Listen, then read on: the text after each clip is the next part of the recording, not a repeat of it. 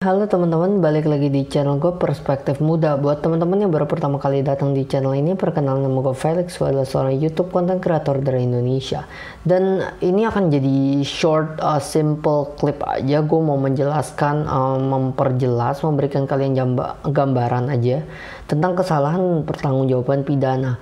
Jadi sebenarnya apa sih yang disebut kesalahan, apa yang disebut, apa yang harus kalian ketahui tentang pertanggungjawaban pidana gitu kan.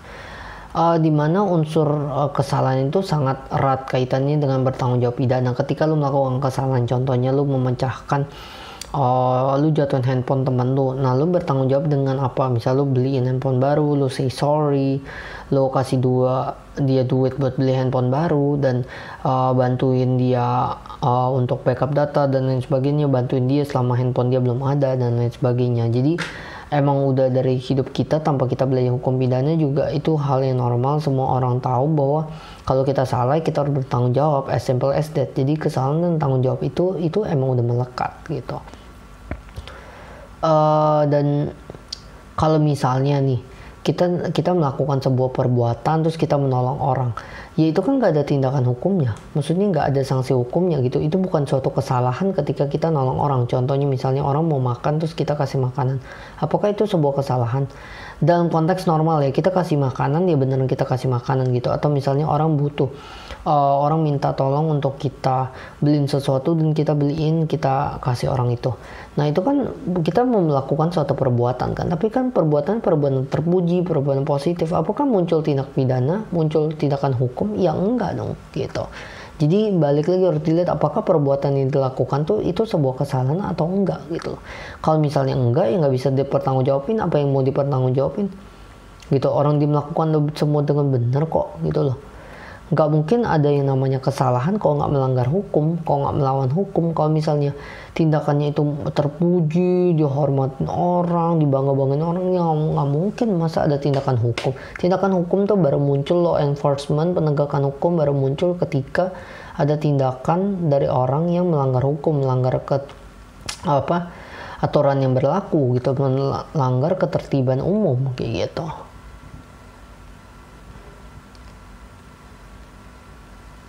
Karena ada nih asas di dalam hukum pidana, yaitu Genstrafzonderschuld. Genstrafzonderschuld gitu. Nah asasnya ini ngomong apa sih? Bahwa gak ada tuh namanya tindak pidana yang gak ada kesalahan. Kalau udah namanya tindak pidana ya pasti lu melakukan suatu kesalahan. Gak mungkin lu gak melakukan suatu kesalahan dan itu dinamakan tindak pidana. Itu Genstrafzonderschuld gitu ya. Jadi jelas bahwa pengertian daripada kesalahan di dalam hukum pidana itu adalah suatu peristiwa, suatu perbuatan yang kita lakukan yang menimbulkan akibat hukum. Yang menimbulkan akibat hukum itu apa? Bentuk pertanggungjawaban kita kan untuk menjalankan hukuman sesuai dengan peraturan yang berlaku. Itu adalah satu bentuk pertanggungjawaban kita. Jadi kalau nggak ada kesalahan, nggak mungkin terjadi pertanggungjawaban. Ketika kita melakukan hal yang benar, ngapain kita bertanggung jawab untuk hal itu gitu?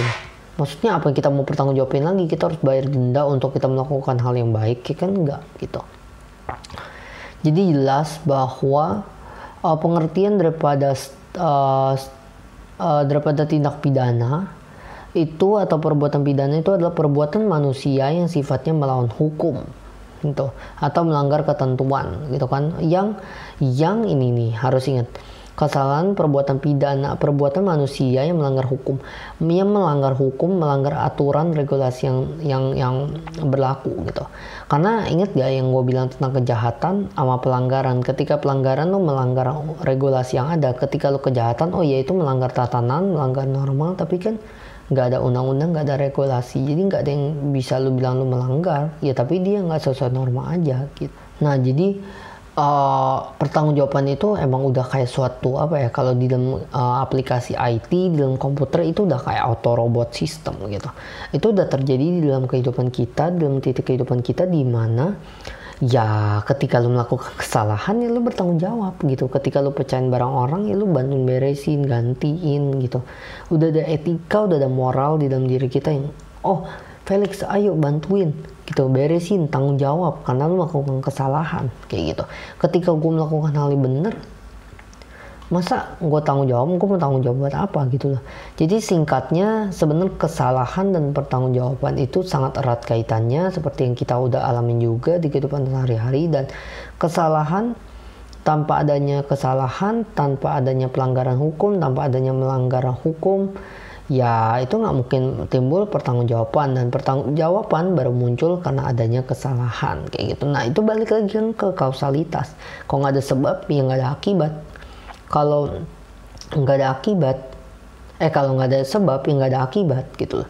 Jadi nggak mungkin tiba-tiba muncul akibat. Oh tiba-tiba ada nenek meninggal tanpa ada sebabnya. Kenapa gitu? Pasti ketabrak kah, jantung kah, apa sih ada sebabnya. Nggak mungkin tiba-tiba wah meninggal aja gitu tiba-tiba gitu kan. Atau kepleset kah meninggal, atau tiba-tiba apa gitu meninggal. Ya pasti ada kayak gitu. Jadi itu aja sih, simple aja, cuma tentang kesalahan sama pertanggungjawaban pidana. Semoga kalian bisa paham. Ini simple banget menurut gua, dan tapi ini konsep yang kalian harus pahamin. Belum berarti bahwa pertanggungjawaban dan kesalahan tuh it's a two different thing, karena itu saling berkaitan, berkaitan, dan itu kayak kausalitas aja, hubungan sebab akibat. Kalau nggak ada kesalahan ya nggak ada pertanggungjawaban kayak gitu. Oke, makasih udah nonton. Semoga video ini bermanfaat dan bisa kasih kalian fondasi-fondasi lagi tentang criminal law. Sampai jumpa di video perspektif hukum berikutnya. Bye.